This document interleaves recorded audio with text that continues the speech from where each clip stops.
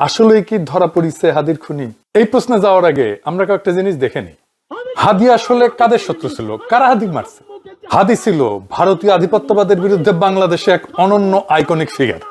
তরুণদের মধ্যে হাদিকে যেভাবে খুন করা হয়েছে, যেই পেশাদারি কায়দায় খুন করা হয়েছে, যেভাবে পলায় গেছে খুনি, সেটা কোনো পেশাদার গ্রুপের সাহায্য ছাড়া একদমই করা যাবে না।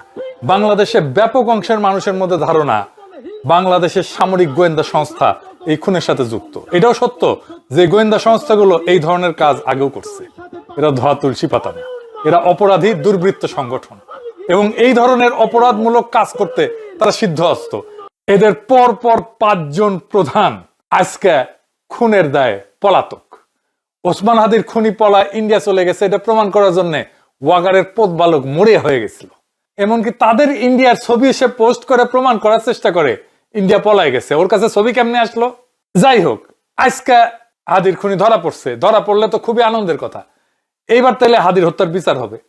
এটা যদি জাতীয়ভাবে এত গুরুত্বপূর্ণ একটা হত্যাকাণ্ড হয়, তাহলে গ্রেপ্তারের বিষয়টা কেমনে ডিল করা উচিত ছিল সরকারের, আর কেমন করে ডিল করা হয়েছে, এটা একটু আমরা খোঁজ করে দেখি। অবাক হয়ে যাবেন পুরো বিষয়টা জানলে। আসেন আমরা হাদির হত্যাকারীর গ্রেপ্তারের বিষয়ে কি কি অসঙ্গতি আছে সেটা দেখি, তারপর আপনারাই বিচার করেন, নিজের বিবেক বুদ্ধি দিয়ে বিবেচনা করে দেখেন আসলেই হাদির হত্যাকারী ধরা পড়ছে কিনা, বা এইটা কোনো সাজানো ঘটনা কিনা।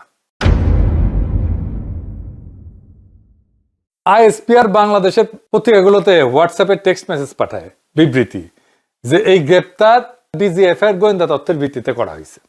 মানে ইন্ডিয়ার মধ্যে এমন গোয়েন্দা তথ্য ডিজিএফ এর কাছে আছে যেটা ভারত সরকারের কাছে নাই। মাইচ্ছে বাবা, মাখায় ফেলাইছে।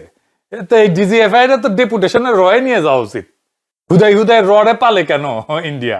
তা আইএসপিআর কে উদ্ধৃত করে প্রথম আলো নিউজ করে দেখেন, পরে এটা আবার এডিট করে আইএসপিআর এর কথা মুছে দেয়, এটাও দেখেন। পাশাপাশি দেখান এডিটর সাহেব, দেখেছেন কেন মুছে দেয়? আর কেনই বা আইএসপিআর এত আগ বাড়ায় কথা বলে? এটা তো একটা সিভিল ইস্যু, মিলিটারি ইস্যু তো না। কথা বলবে স্বরাষ্ট্র মন্ত্রণালয়, বিবৃতি দেবে পুলিশ, আর্মি না। আর্মি তো তারা ধরে নাই হাদির খুনিরে। প্রথম আলোর এডিট করার আগের আর পরের দুইটা নিউজই দেখেন আপনি, এটার কি ব্যাখ্যা? ঢাকা টাইমসে একই কথা বলা হয়েছে যে ডিজিএফ এর তথ্যের ভিত্তিতে এই গ্রেপ্তার হয়েছে। চ্যানেল 24 বলতেছে ডিজিএফ এর ডিজি ইন্ডিয়া গিয়া চাপ দিছে তাই ধরিছে। দেখেন, ওরে আমার চাপ রে, তো চাপ দিলেই যদি ইন্ডিয়া ধইরা ফেরত পাঠায় দেয়, তো চাপ আগে দেওয়া হইলো না কেন? এই চাপ দেওয়ার জন্য কি ডিজিএফ এর চিফ ইন্ডিয়া গেছিল? আমাদের ভালছুন পাইছে। রাষ্ট্র কি এভাবে চলে? আমাদের ধুর পাইছেন। ডিজিএফ এর কাছে যদি সত্যি গোয়েন্দা তথ্য থাকে, তাহলে সেটা বাংলাদেশ পুলিশকে দেবে আগে, তাই তো? এটা তো নিয়ম, এটা তো আইন, এটা তো রীতি। পুলিশ তার চ্যানেলে ইন্ডিয়ার পুলিশকে পাঠাবে। এটা তো জেমস বন্ডের সিনেমা না যে গোয়েন্দা প্রধান যায় আর একটা দেশে যায় চাপ দেবে আর ওইখানে কাম হয়ে যাবে।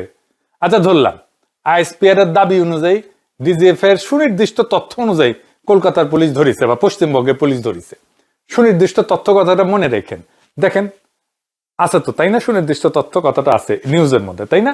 আচ্ছা, এইবার কলকাতার মিডিয়া এবিপি আনন্দের একটা লাইভ দেখেন। সেখানে কইতেছে সাংবাদিক, যখন হাদির খুনিদের ধরে পশ্চিমবঙ্গ পুলিশ, তখন তারা কে কারে গ্রেপ্তার করছে সেটা পুলিশ জানতো না। শুনে নাকি? আর এইটা সাহেব দেখাই দেন যে এটা এবিপি আনন্দের পেজ।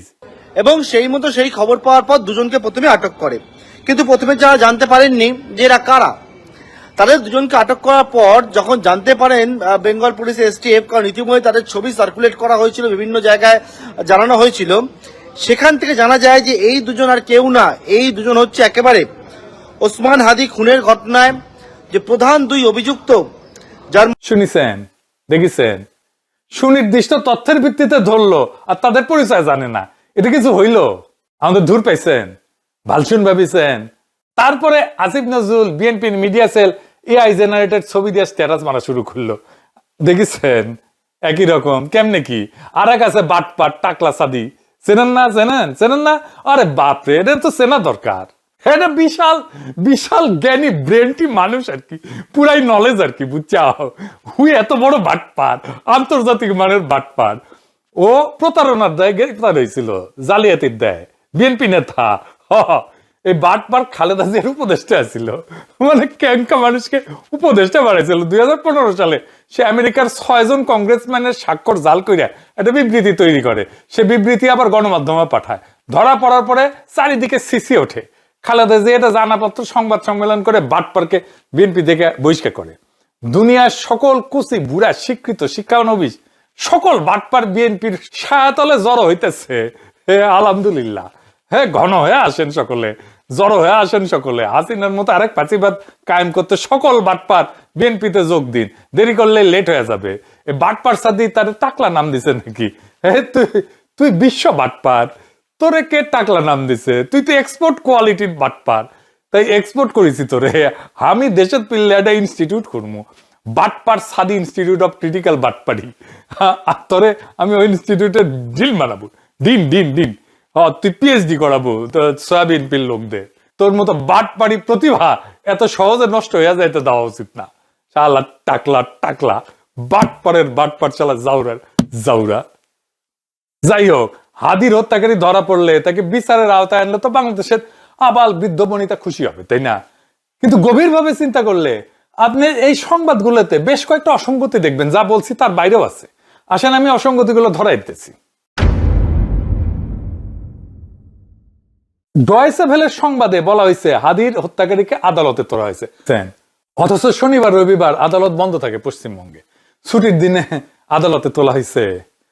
আচ্ছা, কলকাতা প্রেস ক্লাবের সাবেক সভাপতি কি বলতেছে শুনেন। বলতেছে আগামীকাল সোমবার আদালতে তোলা হবে। অনেকদিন ধরেই বাংলাদেশ ওসমান হাদির হত্যাকারীকে খুঁজছিল এবং তাদের যদি আজকে ভারত পশ্চিমবঙ্গের পুলিশ গ্রেপ্তার করে থাকে সেটা নিঃসন্দেহে একটা ইতিবাচক দিক। তবে যেটা শুনেছি সেটা হচ্ছে, যেহেতু আজকে রবিবার, আগামীকাল সোমবার আদালত খুললে এদের আদালতে প্রডিউস করা হবে, অর্থাৎ আদালতে পেশ করা হবে। শুনেছেন?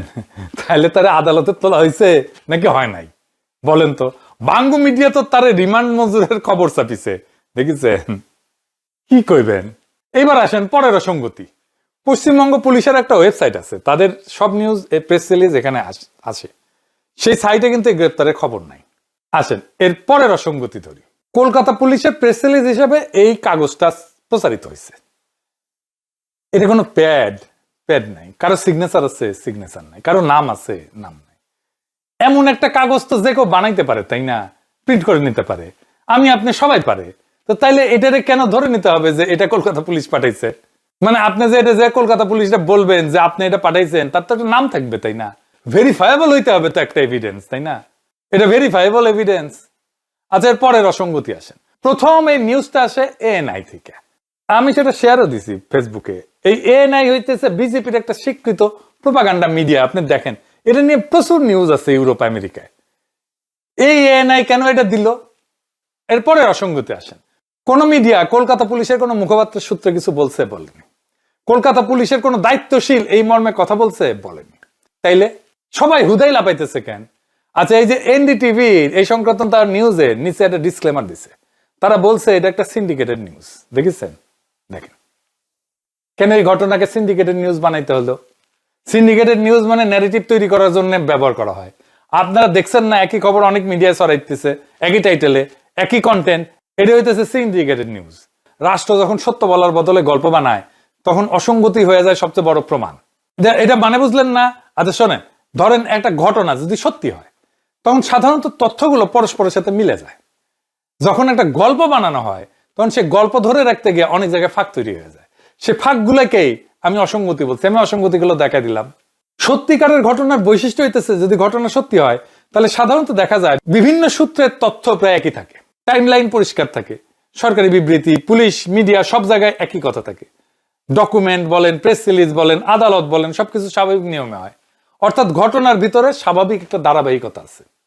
কিন্তু গল্প বানাইলে কি হয়, যদি আগে সিদ্ধান্ত না হয় যে ন্যারেটিভটা চালাইতে হবে, তখন সমস্যা হয়। তখন এক এক মিডিয়া এক এক কথা বলে, টাইমলাইন মেলে না, এক একজন এক এক রকম কথা বলে, ডকুমেন্ট অদ্ভুত লাগে, কে কথা বলবে সেটা পরিষ্কার থাকে না। এই ছোটখাটো ফাঁকগুলো হইতেছে অসঙ্গতি। এই অসঙ্গতি কেন গুরুত্বপূর্ণ? অসঙ্গতি গুরুত্বপূর্ণ কারণ এগুলো দেখায় যে ঘটনার বর্ণনা স্বাভাবিকভাবে তৈরি হয়নি, ন্যাচারালি তৈরি হয়নি, অর্গানিক্যালি তৈরি হয়নি।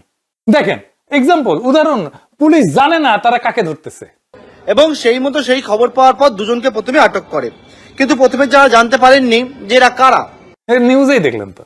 কিন্তু অন্য দেশে বলা হইতেছে সুনির্দিষ্ট তথ্যের ভিত্তিতে ধরা হয়েছে। দুইটি একসাথে তো সত্য হইতে পারে না, এখানে অসঙ্গতি। যে কোনো তদন্তে এই পদ্ধতি কিন্তু ব্যবহার করে, পুলিশ ব্যবহার করে, ক্রিমিনাল ইনভেস্টিগেটররাও এটা ব্যবহার করে। তদন্তকারী প্রথমে খোঁজে টাইম লাইন কোথায় ভেঙছে, কার বক্তব্য বদলাইছে, কোন তথ্য অন্য তথ্যের সাথে মেলে না, এই অসঙ্গতিগুলো ধরে ধরে ধরে ধরে সত্য বের করা হয়। তাই কোন পক্ষ যদি সত্য না বলে একটা গল্প তৈরি করে, তাহলে সেই গল্পের মধ্যে অনেক জায়গায় ফাঁক থাকবে, কথা মিলবে না। আর সেই না মেলা জায়গাগুলাই মানুষকে বুঝতে সাহায্য করে যে ঘটনার ভিতরে কিছু গোপন করা আছে। এরপর আর একটা ইন্টারেস্টিং জিনিস বলি, ডিজিএফ এর সুনির্দিষ্ট তথ্যের ভিত্তিতে যদি ধরা হয়ে থাকে, তাইলে দেখেন ডয়েচে ভেলে বলতেছে তারা বাংলাদেশে ঢোকার প্রস্তুতি নিচ্ছিল। শোনেন আগে। তারা চেয়েছিলেন এই বনগা থেকে আবার সীমান্ত পার হয়ে বাংলাদেশে ফিরে যেতে। সেই সময় খবর পেয়ে তাদের একটা অভিযান চালানো হয় এবং শেষ পর্যন্ত তারা গ্রেপ্তার হয়। শুনিছেন, ধরেন সাধারণ স্বাভাবিক কাণ্ডজ্ঞান এখানে প্রয়োগ করেন। স্বাভাবিক কাণ্ডজ্ঞান কি বলে? বাংলাদেশি পুলিশ তো ঠাসি খেয়ে আমাদের বর্ডারের মধ্যে বসে থাকবে, ও নিজে নিজে বর্ডার পার হলে ক্যাক করে ধরবে, এটাই তো সহজ। এখন তো নানা আন্তঃরাষ্ট্রীয় প্রোটোকলের মধ্যে দিয়ে যাইতে হবে। কেন বাংলাদেশে ঢোকার পরে ধরলো না? সে যদি বাংলাদেশে ঢুকবে প্রস্তুতি নিয়ে থাকে, তাহলে সে ঢুকুক আস্তে আস্তে, আমরা ধরি, কোনো গ্যাঞ্জাম নাই। কলকাতার মধ্যে কেন ধরতে হবে? ইন্ডিয়ার মধ্যে কেন ধরতে হবে? তবে কলকাতা প্রেস ক্লাবের সভাপতি কথা একটা হিন্ট আছে, সে বলতেছে এটা দুই দেশের সম্পর্কের উন্নয়ন হবে। শোনেন। আজকে প্রথম ধরা পড়ে একটা বড় সাফল্য আমি বলবো, এবং নিঃসন্দেহে এটা ভারত বাংলাদেশের সম্পর্কের ক্ষেত্রে একটা গুরুত্বপূর্ণ ভূমিকা পালন করবে। তার মানে এই ধরার গল্পটার মধ্যে একটা এজেন্ডা আছে, থাকতেই পারে দুই দেশের সম্পর্ক উন্নয়নের একটা চেষ্টা। তাই এত নাটক। একটা জিনিস ভালো হয়েছে যে ফয়সালকে বের করতেই হবে, তারা গ্রেপ্তার দেখাইতেই হবে। কিন্তু এই প্রশ্ন রেখেই গেলাম, কেন এত অসঙ্গতি তার গ্রেপ্তারের? তারপর তো ওরা জিজ্ঞাসাবাদ করা হবে।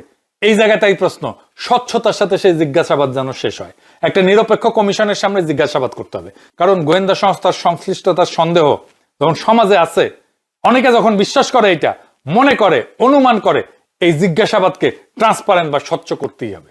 যদি সত্যিই খুনি ধরা পড়ে থাকে, তাহলে সত্য বের হওয়া উচিত। কিন্তু যদি এই গ্রেপ্তার একটা রাজনৈতিক ন্যারেটিভ বা গল্প তৈরির অংশ হয়, তাহলে সেটাও একদিন প্রকাশ পাবে। প্রশ্ন শুধু একটাই, সত্য কি বের হবে? আমাদের সত্য জানতে হবে, কেন হাদিকে খুন করা হয়েছিল, কে হাদিকে খুন করছিল। এই সত্য বের না করা পর্যন্ত আমরা শান্ত হব না। ইনকিলাব জিন্দাবাদ।